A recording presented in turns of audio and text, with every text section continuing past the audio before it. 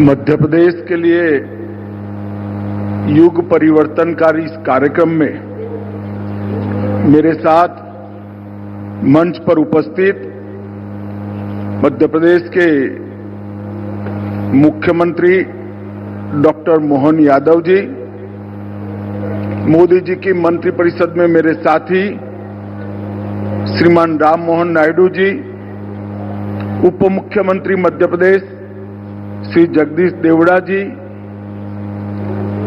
उप मुख्यमंत्री मध्य प्रदेश राजेंद्र शुक्ला जी, मंच पर और मंच के सामने विराजमान अलग अलग उद्योग गृहों के सभी प्रतिनिधिगण, मध्य प्रदेश के मुख्य सचिव जी, उपस्थित सभी मंत्रीगण, आप सभी को मैं बहुत आपने कसम खाई है कि आप अपना यूपी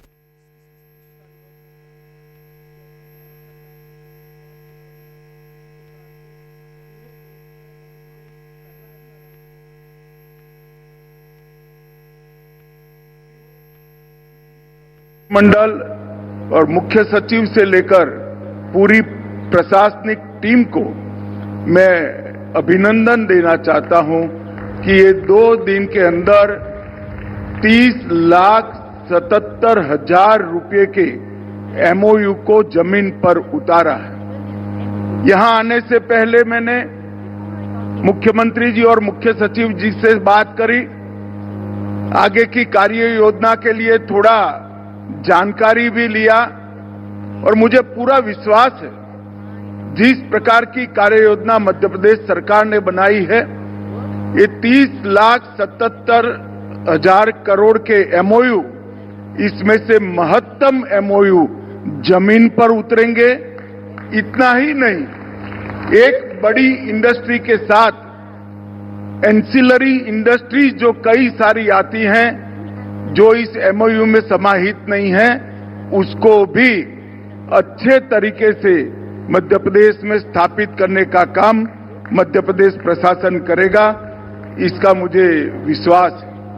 मित्रों, ये 2 दिन के कार्यक्रम में 200 से अधिक कंपनियां, भारतीय कंपनियां, 200 से अधिक वैश्विक सीईओ, 20 से अधिक यूनिकॉर्न संस्थापक और 50 से अधिक देशों के प्रतिनिधि मध्य प्रदेश में इन्वेस्टमेंट करने के लिए यहां के माहौल को देखने के लिए आए हैं और ये बहुत बड़ा अचीवमेंट मध्य प्रदेश के लिए है। इस बार मध्य प्रदेश ने एक नया प्रयोग भी किया। ये प्रयोग आने वाले दिनों में बहुत सारे राज्यों को भी दिशा दिखाने वाला है कि हर क्षेत्र का उद्योग बढ़ाने का काम इस प्रयोग ने किया है, ऐसा मैं मानता हूं। ये 2 दिवसीय समिट के अंदर मध्य प्रदेश ने अपने इंडस्ट्रियल पोटेंशियल, सेक्टोरल पोटेंशियल और विकास के लिए ग्लोबल पोटेंशियल को भी एक्सप्लोर करने के सारे रास्ते एक्सप्लोर कर ये बहुत बड़ा अचीवमेंट किया है। यहां कई सत्र हुए, विषयगत सत्र भी हुए, विभागीय शिखर सम्मेलन भी हुए और अंतर्राष्ट्रीय मंच के डिस्कशन भी हुए और ये सभी ने मध्य प्रदेश के विकास को नया आयाम देने का काम किया है। मित्रों, हम सभी जानते हैं कि मध्य प्रदेश हमारी देश की भव्य सांस्कृतिक विरासत से लैस राज्य है और मोदी जी ने जो सूत्र दिया है, विकास भी विरासत भी, वो सूत्र को मध्य प्रदेश चरितार्थ करने के लिए ढेर सारे प्रयास कर रहा है। इसका मुझे बहुत आनंद है।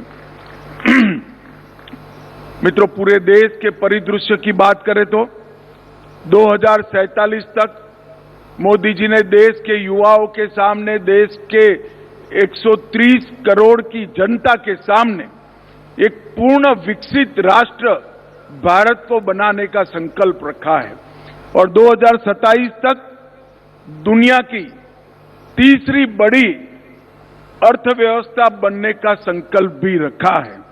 मध्य प्रदेश की ये इन्वेस्टमेंट समिट, मुझे विश्वास है कि दोनों लक्ष्यों को सिद्ध करने के लिए न केवल सहायक होगी, इसमें बहुत बड़ा योगदान भी देगी।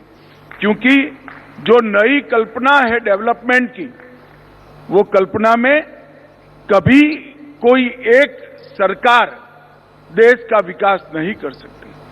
टीम इंडिया की कल्पना में भारत सरकार और सभी राज्यों की टीम इकट्ठा होकर समग्र भारत का विकास करे, इस दिशा में जाने का जो लक्ष्य मोदी जी ने रखा था, उसको मध्य प्रदेश के इस कार्यक्रम ने बहुत आगे तक बढ़ाया है। आज इस इन्वेस्टमेंट समिट के अंदर लोकल और ग्लोबल दोनों निवेश में वृद्धि करने के कई डायमेंशन अचीव कर लिए गए हैं। भारत की अमृत पीढ़ी के लिए, ये जो अमृत काल है, उसकी युवा पीढ़ी के लिए कई सारे कौशल विकास के द्वार ये समिट खोलेगी। ऑटोमेशन और जॉब क्रिएशन के बीच में समन्वय बनाकर मध्य प्रदेश सरकार ने जो नीतियां बनाई है, ढेर सारी अलग अलग सेक्टर के लिए नीतियां बनाई है, वो आगे बढ़ेगी और भारत को मैन्युफैक्चरिंग हब बनाने के लिए भी बहुत बड़ा सहायता करेगी। कोई भी व्यक्ति, कोई भी समूह, कोई भी कंपनी जब अपने एक्सपांशन के लिए स्थान तय करता है तो इसकी कुछ रिक्वायरमेंट है। सबसे पहला, एक स्टेबल गवर्नमेंट वो ढूंढता है जिससे नीतियों का स्थायित्व मिले, और मध्य प्रदेश में मोदी जी के नेतृत्व में एक स्थायी और मजबूत सरकार अब विद्यमान है, जिससे विकास के द्वार खुले हैं। एक स्ट्रेटेजिक लोकेशन भी हमारे भारत के दिल ऐसे मध्य प्रदेश में है। बेहतर इंफ्रास्ट्रक्चर भी यहां पर बन चुका है। स्किल वर्कफोर्स की एक बड़ी फौज यहां पर उपलब्ध है। बेहतरीन इकोसिस्टम भी प्रशासन ने उपलब्ध कराया है। मार्केट का एक्सेस भी मध्य प्रदेश से ज्यादा और कोई राज्य को उपलब्ध नहीं है, और डिमांड ओरिएंटेड इकोनॉमी भी अब यहां पर बढ़ रही है। और इसके साथ साथ पारदर्शी शासन ने मध्य प्रदेश में इन्वेस्टमेंट के लिए काफी लोगों को आकर्षित किया है। यहां लैंड भी है, लेबर फोर्स भी है, माइंस भी है और मिनरल भी है, उद्योग की संभावनाएं भी हैं और ढेर सारे अवसर भी है। शिक्षित युवा भी है और स्किल वर्कफोर्स भी है। हर तरह से मध्य प्रदेश इन्वेस्टमेंट के लिए एक बड़ा आकर्षक केंद्र पूरे भारत में बना हुआ है। मैं आज मध्य प्रदेश की जनता को भी ये बताना चाहता हूं कि एक जमाना था जब मध्य प्रदेश को बीमारू राज्यों में गिनती की जाती थी। रोड, बिजली, सिंचाई, पानी की उपलब्धता, हर क्षेत्र में मध्य प्रदेश बीमारू माना जाता था। भारतीय जनता पार्टी के सातत्यपूर्ण 20 साल के शासन के बाद आज मध्य प्रदेश में 5 लाख किलोमीटर सड़क नेटवर्क बना है, 6 हवाई अड्डे हैं, 31 गीगावाट की ऊर्जा क्षमता है, जिसमें से 30% क्लीन एनर्जी है। IIM, IIT, AIIMS, IITM, NIFT, NIFD जैसे कई प्रतिष्ठित संस्थान मध्य प्रदेश के युवाओं को ये मौकों के दोहन के लिए योग्य बनाते हैं, और देश भर में सबसे ज्यादा खनिज संपदा प्राप्त करने वाले राज्यों में हमारा मध्य प्रदेश है। मैंगनीज, कॉपर, रॉक फॉस्फेट, कोयला, चूना पत्थर, लोहस, कई सारे मिनरल्स मध्य प्रदेश में उपलब्ध है। और आज एक प्रकार से मध्य प्रदेश देश का कॉटन कैपिटल भी बन गया है। देश का 25% ऑर्गेनिक कॉटन का सप्लाई हमारा मध्य प्रदेश करता है और मध्य प्रदेश फूड प्रोसेसिंग के लिए भी बहुत महत्वपूर्ण राज्य माना जाता है।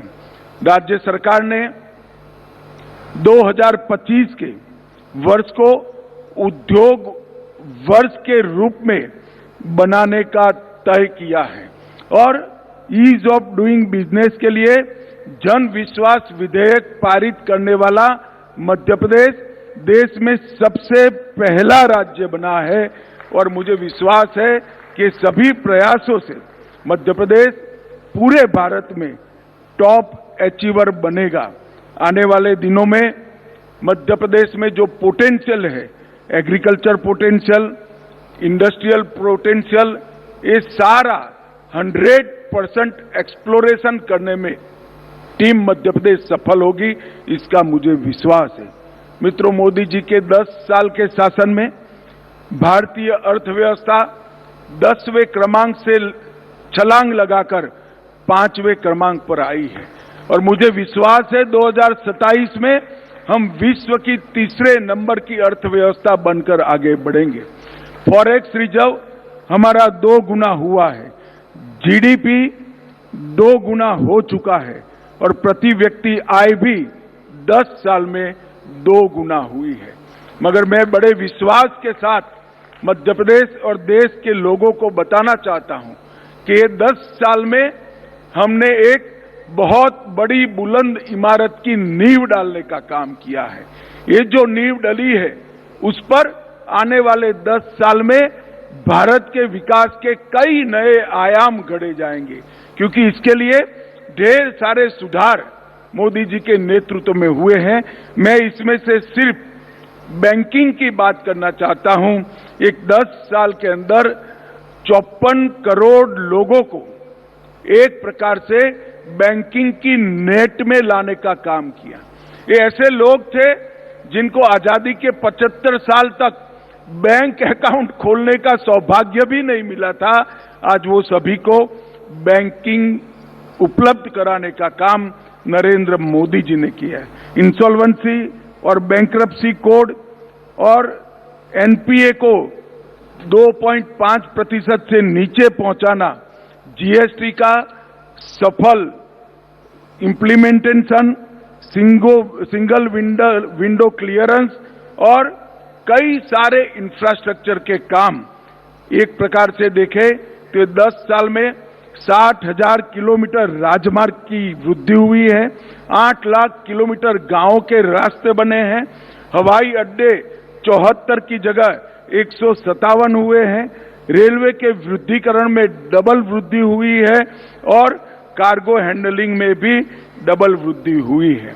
और भारत ने नए इनिशिएटिव लेकर आने वाले 25 साल तक जो सेक्टर विश्व की अर्थ की नीति तय करने वाले हैं, विश्व की इकोनॉमी की दिशा तय करने वाले हैं, ऐसे सेक्टर में भारत आज फाउंडर बना है।